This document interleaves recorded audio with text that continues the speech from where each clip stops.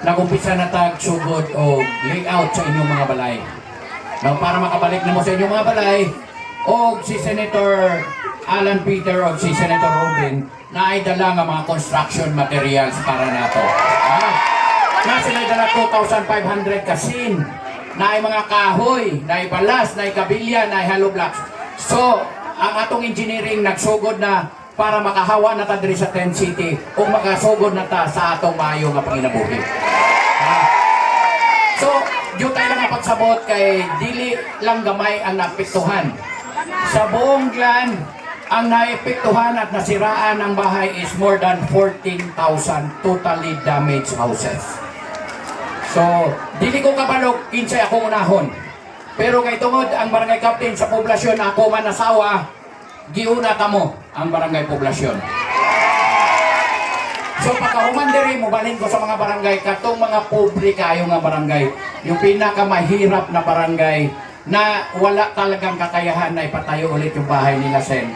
Yun ang uunahin ko. Kasi may mga pera silang konti na iwan sa bahay nila na landslide na takpan ng lupa. So wala na talaga silang pera na natira. So wala na silang kakayanan na ipatayo ulit ang bahay na may matirahan. So, dito, lahat ng nakatira sa Tent City, siguro sa sinabi ni Sen kanina, baka ang ibigay sa Diyos sa inyo mas maganda pa doon sa bahay nyo na nasira. Yun ang pakiusap namin ni Mayor, di ba? 14,000, hindi biro yun. So hindi talaga sabay-sabay. Kung magbibigay kami ng konti, sabay-sabay kayo na hindi matatapos ang bahay. So una-una lang, di ba? Pero kita nyo po ha, kahit na hinahunting si Senator De La Rosa, nagpadala din siya ng tulong, di ba? Idol ba to? Kahit na nakakulong, tumutulong at magpapadala pa rin ng tulong. Ha? So, sakain nyo lang po ng konti pa, Mayor. Pero, ayan, si Kong Carol, kahit MWF ulitin mo kami. Diba? Piga lang po tayo ng piga. Kaya actually kami pumunta ng personal. Si Robin kumukuha talaga ng litrato at padala sa mga kaibigan para yung gustong tumulong na hindi makapunta, iipunin lang namin. Tapos sabay-sabay ang kaibigan, ha? Ngayon, relief ang dala natin, di ba? Pero pinapangako namin kay Mayor, recovery or rehabilitation, di ba? Pero ang dasal po namin, suportahan nyo kami, magkaroon ng reforma ang ating gobyerno, di ba? Reforma ang ating pamahalaan, hindi pwedeng panay nakaw na lang ng nakaw. So hindi to ang oras at panahon na pag-usapan ang political issue. Pero gusto kong malaman nyo, we are sorry for what is happening in the government. We will take responsibility and we commit to you. Pagbabago ay dadating sa ating bansa. Yes! Hindi po kami magpapakaba, pero hindi kami aalis ni Robin na hindi namin napapakinggan. Diba, mag-storya naman yung isang taga sa inyo. Ito, para marinig din namin ano ang nangyari sa inyong lugar. Naniniwala ba kayo may plano ang Diyos sa inyo? Kahit na panay Tent City tayo ngayon, kahit tuloy-tuloy na yung mga aftershocks, kahit na nahihirapan ang ating bansa at panay pagnanakaw kaliwat kanan, pakisabi sa katabi mo, may plano ang Diyos sa iyo. May plano ang Diyos sa'yo! Ako kay Mayor Yap ko sasabihin at sa kanyang asawa, Mayor, may plano ang Panginoon para sa inyo.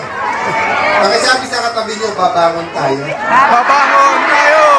Alam niyo po, noong mga panahon na nawawalan kami ng pag-asa sa Senado, dalawa po ang nagbigay ng pag-asa sa amin. Una po ang Panginoon. Pag sinabi ng Panginoon, laban ko to, kaninong laban niyo? Laban niya. Diba? Pangalawa po, yung mga bata.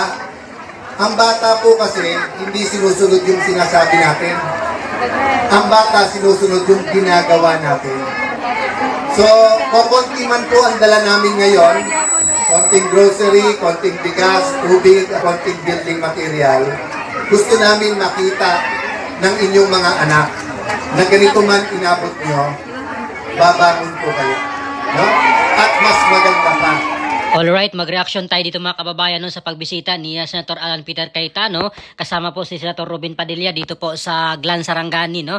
At hindi lang po sa Glan siya nagpunta, no? Or sila nagpunta, ay nagtungo rin po sila doon sa mga iba pang lugar na apektado rin po ng malakas sa lindol nung nakaraang linggo. No? At sa Jensan din yata yung after nitong punta nila dito sa or from Glan ay mag-proceed sila doon sa Jensan mga kababayan. At dito nga po sa Glan Sarangani ay talagang mainit ang kailang pagtanggap no sa pagdating dito ni Senator Alan Peter Cayetano at Senator Robin Padilla. Talagang naririnig natin yung hiyawan ng mga residente doon at ito nga pong tulong no na or paunang tulong na inihatid ngayong araw nila Senator Cayetano no, Senator Alan Peter Cayetano at Senator Robin Padilla, itong mga bigas, grocery at mga tubig na inumin mga kababayan. At hindi lang po yan, ay meron din po silang dala na mga house materials no, yung pampagawa ng bahay kasi prioridad din po no nila Senator Cayetano yung rehabilitation, yung after ng lindol mga kababayan na makabangon yung ating mga kababayan doon sa pamamagitan ng kanilang pag-ayos ng kanilang mga bahay na nasira mula noong 7.8 magnitude na lindol mga kababayan. At malaking tulong po ito no para sa kanila at sabi nga po dito ni Mayor na nagsalita na yung mga bahay dati na mga hindi ganun kaganda mas maganda pa ngayon sa mga materials na ibinigay sa kanila no. Paumpisa lang po ito mga kababayan, nasa 200 or 2,500 yata no na mga house materials, mga kabilya, mga semento, mga kahoy, mga yero. So yun po yung paunang tulong nila Senator Cayetano ngayong araw. Sa sunod na mga linggo ay tuloy-tuloy pa rin yung kailang pag-deliver no. Hindi na po nila makayanan na isang bagsakan na ma-deliver lahat yung mga materials para sa pagpagawa ng mga bahay kasi nasa 14,000 plus daw po itong mga residente ng Glan Sarangani pa lang ito mga kababayan no, na mga totally damaged. At sabi ni Senator Cayetano ay paunti-unti no, batch by batch yung kailang pagbigay ng mga materials para sa kailang mga bahay mga kababayan no. At nakakatuwa dahil hindi lang po sila or Senator Cayetano yung tumulong no at Senator Robin Padilla, pati sila Senator Jingo Estrada na nakakulong ngayon ay nagbigay rin po ng tulong at si Senator Bato de la Rosa mga kababayan na hinahanap nga ngayon no ng mga otoridad ng ating gobyerno. So nakakatuwa dahil ganun pa man yung situation or sitwasyon ni Senator Bato de la Rosa ay tumulong pa rin siya para dito sa mga kababayan niya dito sa Mindanao no kasi si Senator Bato ay galing Davao del Sur at itong kalapit probinsya lang po niya ito no, itong Sarangani mga kababayan. Pati na rin po doon sa Jensan no, sa South Cotabato naman po yun banda mga kababayan. Pero magkalapit lang po itong Sarangani at Jensan no. At matandaan din natin na yung kabilang grupo naman ng Gatchalan Black ay nauna na nga pong bumisita dito no nung nakaraang linggo at may dala rin po silang mga bigas na ipinamahagi no dito sa mga residente na apektuhan ng 7.8 magnitude na lindol mga kababayan. At bukod pa dyan ay nag-donate nga po sila ng kanilang mga sahod no ng Gatchalan Black Senators na umaabot ng 1.5 million yata yun mga kababayan kung hindi ako nagkakamali no. I-donate nila yung kanilang sahod at hindi ko lang po alam kung kanino ibinigay no. Hindi ko na po na sundan kung sino yung binigyan nila at kung sino-sino yung mga recipient or makakatanggap ng tulong na iyon nila sa kanilang sahod no. At nangako naman sila na tuloy-tuloy pa rin daw po yung kanilang pagbigay tulong no nung pumunta sila Mig Zubiri, si Sherwin Gatchalian, si Erwin Tulfo at si GV Ejercito mga kababayan no. At si Risa Ontiveros ay nagpunta rin po doon sa Jensan at yun nga yung ipinimigay niyang tulong niya mga kababayan no yung sa DSWD kaya marami pong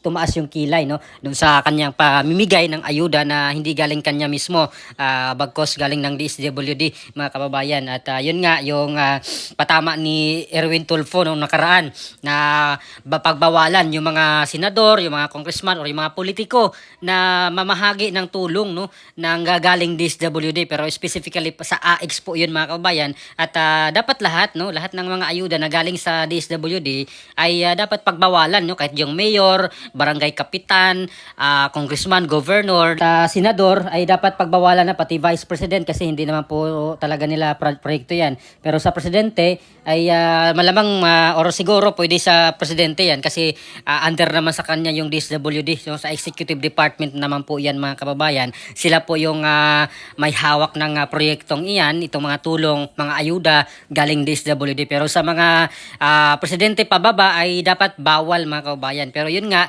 yung ginawa ni Risa Ontiveros na nagipag-shake hands pa siya doon sa mga inaabutan niya ng mga boxes no ng DSWD at nag-thank you pa yung iba doon mga kababayan, which is ang pangit tingnan mga kababayan na talagang napakatrapo no, napakagalawan ng mga trapo yun mga ganun mga kababayan. So sana ay hindi na po ulitin yun ni Senator Risa Ontiveros kasi siya lang po yung masisira no noon mga kababayan. Kung wala po siyang sarili niyang mga groceries, mga pabigas, ay wag na lang po siyang pumunta doon.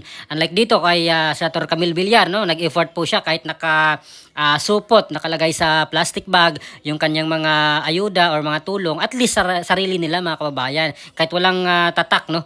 Walang mga hindi branded, pero in fairness, itong pinamigay nga nila Senator Cayetano at Senator Robin Padilla ay talagang naka-eco bag pa na may SM pa mga kababayan. Meaning, sa SM pa galing, no? Sa SM nila binili itong mga grocery packs na ito at yung mga bigas mga kababayan, no? Mga inumin tubig, ayan, at sarili nila yan na proyekto mga kababayan. No? Hindi man po nila sariling pera yan, pero at least ay talagang tumulong sila mga kababayan na hindi galing po DSWD yan. Kasi yung galing DSWD ay galing din naman po yan sa pera ng taong bayan. No? Sa mga taxes din po yan galing mga kababayan. So talagang pangit yung ginawang diskarte ni Senator Risa Ontiveros na talagang nakisakay siya doon sa pamimigay ng ayuda ng DSWD mga kababayan. So para po sa aking opinion, itong pagbisita ni Senator Alan Peter Cayetano, no? Although ngayon lang po siya pumunta, hindi agad-agad nung mga kasagsagan ng pagyanig ng lindol. So ito pala yung binabalak niya mga kababayan, no? Pero si Senator Robin Padilla nauna na po siya, no? Nakailang balik na po itong si Senator Robin dito sa Sarangani at doon sa Jensen area mga kababayan. So hinihinga ng picture itong si Senator Robin ni Senator Alan at ito po yung ginawa niya para makalikom no, ng mga tulong para dito naman sa mga kababayan na apektado doon sa lindol. At ang pinaka-importante ang pagbangon no ng mga residente doon sa pamamagitan ng pag-ayos ng kailang mga bahay na nasira mga kababayan. So malaking tulong po ito sa mga residente na hindi na po sila bibili ng mga yero, ng mga semento, ng mga kabilya, ng mga kahoy, mga gano'n, no? So malaking tulong po ito sa kanila mga kababayan. At makikita natin na talagang genuine no yung pagtanggap ng mga tao doon sa kay Senator Robin Padilla at Senator Alan Peter Cayetano mga kababayan. So walang halong kaplastikan at makikita naman talaga natin naghiyawan yung mga tao na walang nagsabi na magsigaw kayo, mag-chant kayo, wala naman tayong narinig doon. So hindi po scripted itong pagbisita nila kasi kusang mahal po sila ng taong bayan no, ng mga taga Glan Sarangani. Knowing itong Glan Sarangani ay baluarte ng mga Pacquiao yan mga kababayan. Alam naman po natin yung relasyon ngayon ni Manny Pacquiao or ng mga Pacquiao no kay Pangulong Marcos na talagang sanggang dikit sila ngayon no. Nung nakarang eleksyon ay talagang under po siya ng alyansa ng Marcos administration no si Manny Pacquiao. So ito nakita natin na talagang mainit yung kanilang pagtanggap at pag-welcome ay Senator Alan Peter Cayetano at Senator Robin Padilla. So ano pa masabi niyo dito mga kababayan sa pagbisita ni Senator Alan Cayetano at Senator Robin Padilla no? At itong syempre ang tulong nila Senator Jingoy Estrada at Senator Bato de la Rosa, hindi man po sila makasama. At alam mo po natin ang dahilan kung bakit hindi po sila makasama mga kababayan. No? Pero kung hindi nakakulong itong si Senator Jingoy at kung hindi po hinahanap ng mga taga-NBI, ng mga taga-CIDG itong si Senator Bato de la Rosa, ay malamang nauna pa po siyang pumunta dito no, sa mga nasalanta ng lindol na dyan sa Sarangani at sa Jensen at sa iba pang lugar dito sa Mindanao, no, Davao Occidental at doon sa mga area ng Cotabato, Sultan Kudarat at kung saan pa yung may mga naapektuhan ng lindol mga kababayan. So please comment down below kung ano pa masasabi nyo. Maraming salamat. God bless po sa ating lahat.